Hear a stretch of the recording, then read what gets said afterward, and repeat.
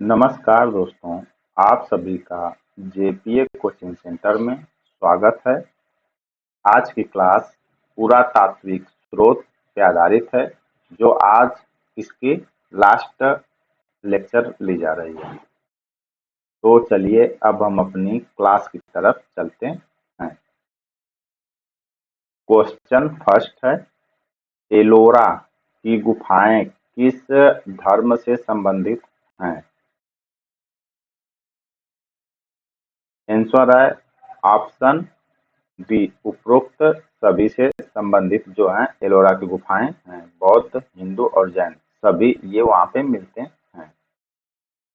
इसमें क्या है, एलोरा गुफाएं महाराष्ट्र में है। कहाँ पे है एलोरा गुफा? महाराष्ट्र में है, जो बौद्ध, हिंदू व जैन तीनों धर्मों के गुफा मंदिर मिले हैं वहां पे।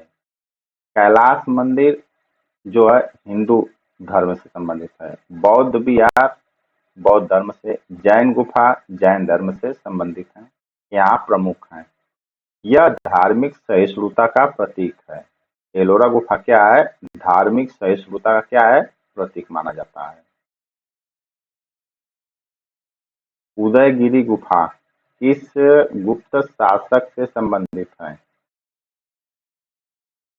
आंसर है ऑप्शन बी, चंद्रगुप्त द्वितीय के शासक काल से संबंधित है। उदयगिरी गुफाएं कहाँ है? मध्य प्रदेश में है। उदयगिरी गुफा जो है ये गुप्त काल में बनी। कब बनी? गुप्त काल में बनी। इसको चंद्रगुप्त द्वितीय का उल्लेख इनमें मिलता है। उदयगिरी गुफा पर किसका उल्लेख मिलता है? चंद्रगुप्त द्वितीय का। यहाँ विष्णु के 12 अवतार की प्रसिद्ध मूर्ति है। क्या है? विष्णु के 12 अवतार की प्रसिद्ध मूर्ति है। भीलसा ताम्रपत्र किस काल से संबंधित है? ये देखिए यहाँ पे ये जो भीलसा ताम्रपत्र है, ये जो संबंधित है गुप्त काल से संबंधित है। आंसर क्या है? ऑप्शन सी, गुप्त काल से भीलसा ताम्रपत्र संबंधित है। भीलसा मध्य प्रदेश में। कहाँ पड़ता है भीलसा? मध्य प्रदेश में। यह गुप्त कालीन ताम्रपत्र मिले हैं। कहाँ मिले हैं? गुप्त कालीन जो है ताम्रपत्र मिले हैं। इनमें भूमि दान क्या था? भूमि दान और प्रशासनिक व्यवस्थाएं दर्ज थी। यह गुप्तकालीन अर्थव्यवस्था का साक्ष्य है। हिल्सा क्या है? गुप्तकालीन की जो अर्थव्यवस्थाएं हैं उसका ये प्रमाण देता है। एरड़ अभिलेख में किस प्रथा का प्रथम उल्लेख मिलता है? आंसर है ऑप्शन ए, दहेज प्रथा। एरड़ अभिलेख जो था यह मध्य प्रदेश में स्थित है। एरड़ अभिलेख कहाँ है? मध्य प्रदेश में। इसके शिलालेख में जो सती प्रथा का प्रथम प्रमाण मिला है, कहाँ से? एरड़ अभिलेख से। इसमें एक वीर की पत्नी द्वारा सती होने का उल्लेख है। क्या है? एक वीर की जो पत्नी थी वो सती होने का उल्लेख है। यह गुप्तकालीन समाज की एक विशेष प्रथा का स्रोत है। कब की? गुप्तकालीन समाज की यह एक प्रथा थी, वहीं से इसका ये स्रोत माना जाता है। कनिष्क स्तूप कहाँ है? तो आंसर है ऑप्शन सी, पेशावर में जो है कनिष्क स्तूप है।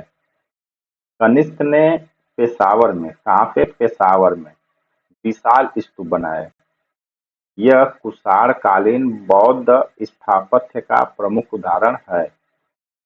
जो कनिष्क ने विशाल स्तूप बनाए थे वो क्या था? कुषाण कालीन बौद्ध स्थापत्य का प्रमुख जो है उदाहरण रहा।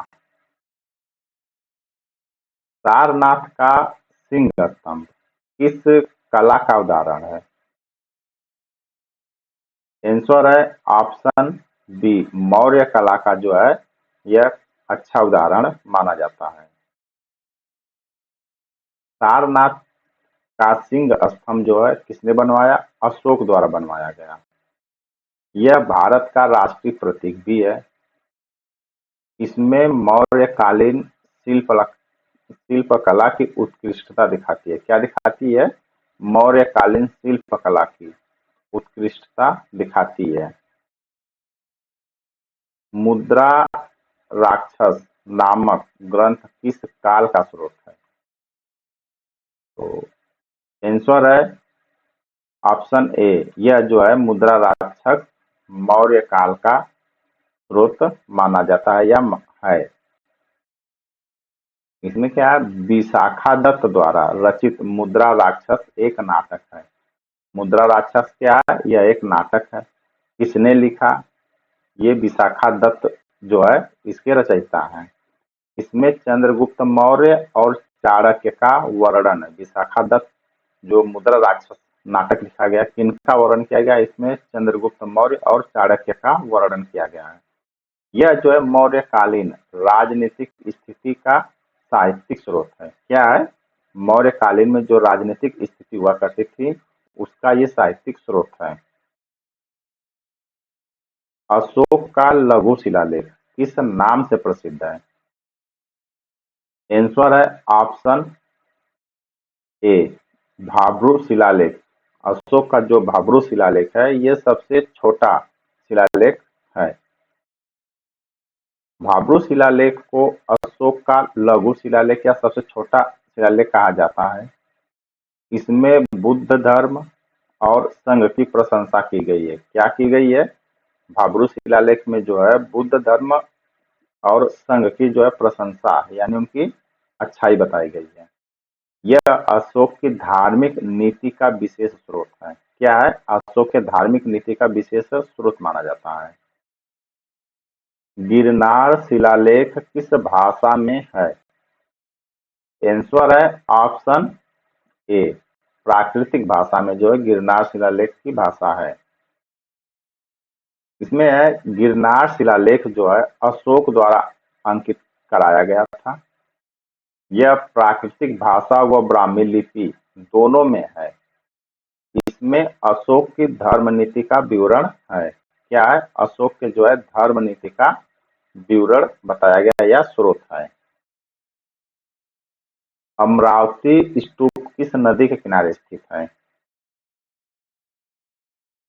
आंसर है ऑप्शन ए, कृष्णा नदी के किनारे स्थित है। दोस्तों आप आंसर जो है कमेंट में करके बताइए और अपना स्कोर भी शेयर करिएगा। अमरावती स्तूप आंध्र प्रदेश में कृष्णा नदी के किनारे, कहाँ पे है? कृष्णा नदी के किनारे स्थित है।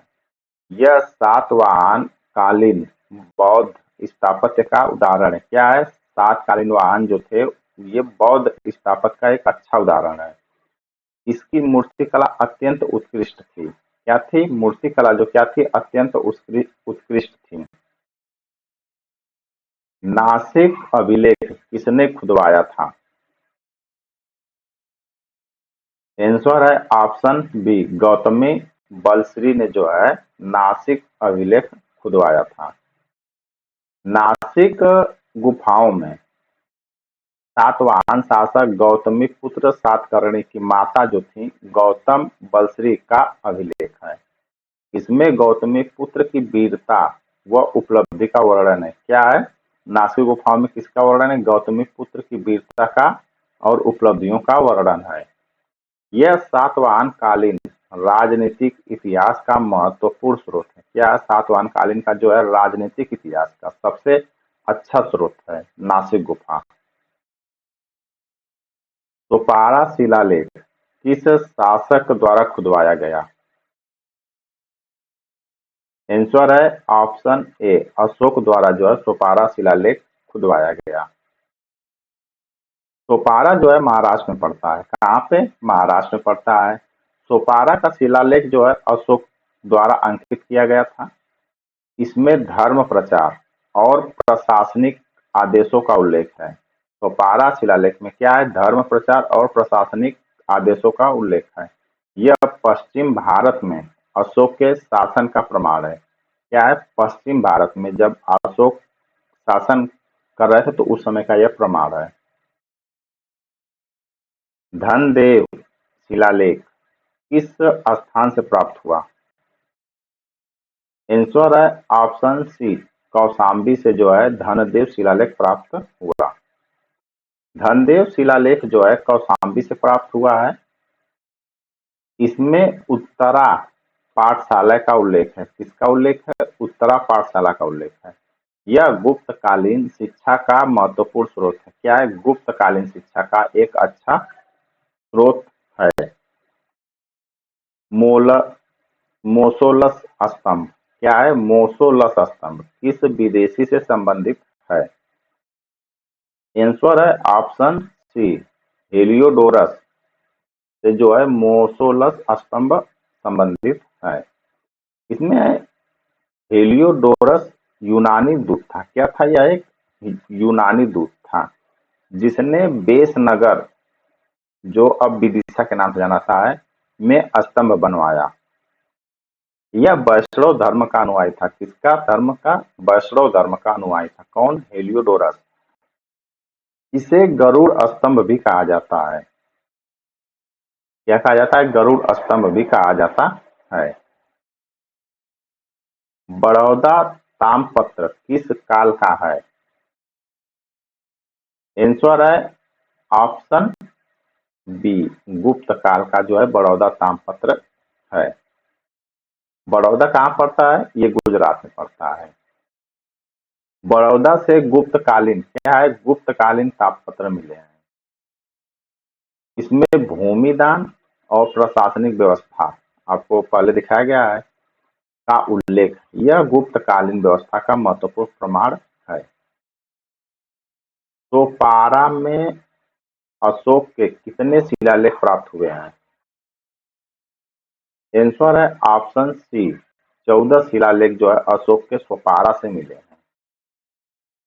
सोपारा कहाँ स्थित है? महाराष्ट्र में स्थित है। सोपारा से ही जो है अशोक के 14 शिलालेख मिले हैं।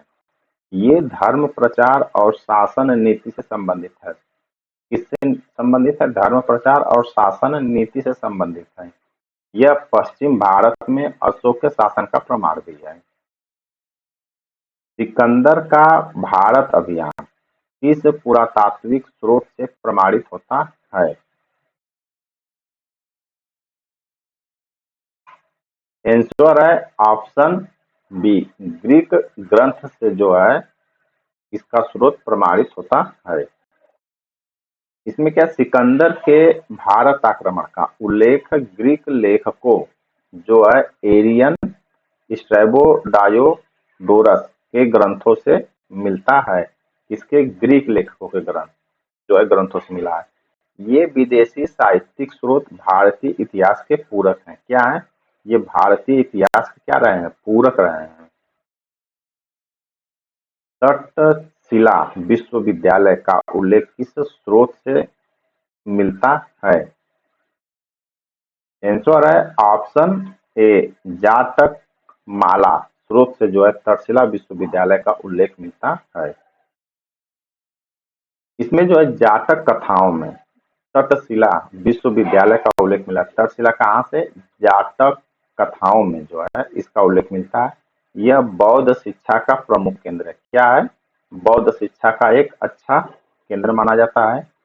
यहाँ राजनीतिक, आयुर्वेद, युद्ध कला आदि की पढ़ाई की जाती थी। मुसलमान यात्रियों में से किसने भारत का सबसे प्राचीन विवरण दिया? आंसर है ऑप्शन डी, सुलेमान ने जो है सबसे प्राचीन विवरण दिया। इसमें जो अरब व्यापारी सुलेमान ने, कौन? सुलेमान ने 9वीं शताब्दी में भारत का विवरण किया, जो ये सबसे पुराना है। उसने पाल साम्राज्य का उल्लेख किया। किसका उल्लेख किया? पाल साम्राज्य का उल्लेख किया। यह भारत के साथ अरबों के संपर्क का प्राचीनतम प्रमाण भी है। अभयगिरी विश्वविद्यालय किस राजवंश के संरक्षण में विकसित हुआ? आंसर है ऑप्शन सी, पाल शासकों के राजवंश में जो है अभयगिरी विश्वविद्यालय का विकास हुआ। इसमें जो है अभयगिरी बिहार, अभयगिरी कहाँ पड़ता है? ये बिहार में पड़ता है।